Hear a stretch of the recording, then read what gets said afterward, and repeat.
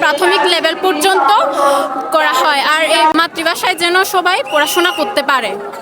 এটাই আমাদের আজকের এই মাতৃভাষা দিবসের দাবি। আমাদের পাহাড়ে হচ্ছে আমরা প্রাথমিক পর্যায়ে হোক আমাদের নিজস্ব মাতৃভাষায় পড়ালেখা করতে চাই। এই স্বাধীন রাষ্ট্রের কিন্তু বাঙালি ভিন্ন অন্যান্য যে জাতিসত্তা, সংখ্যালঘু যে জাতিসত্তা রয়েছে, পাহাড় সমতলে যে 41টির অধিক ভাষাভাষী, 50টির অধিক যে জাতিসত্তা রয়েছেন, সেই জাতিসত্তাগুলোর যে নিজ মাতৃভাষার যে লাভের যে শিক্ষার অধিকার, সেই শিক্ষার অধিকার কিন্তু আমাদের যে রাষ্ট্র এখনো পর্যন্ত পূর্ণাঙ্গভাবে চালু করেনি।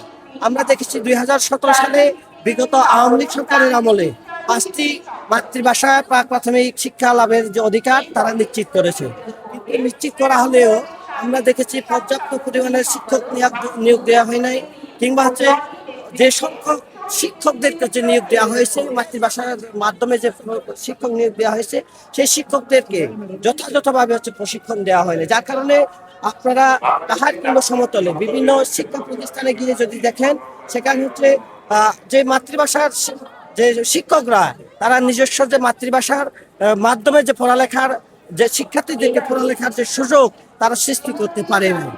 এর কারণে আমরা আমাদের আজকে এই 21শে ফেব্রুয়ারি মহান শহীদ দিবসে শহীদ মিনারে দাঁড়িয়ে এটা দাবি জানাতে চাই, আমরা অবিলম্বে পাহাড় সমতলে যে 50টির অধিক জাতিসত্তা রয়েছেন তাদের সেই জাতিসত্তার সকল জাতিসত্তার মাতৃভাষার প্রাক প্রাথমিক যে শিক্ষা লাভের অধিকার, সে অধিকার নিশ্চিত করতে হবে।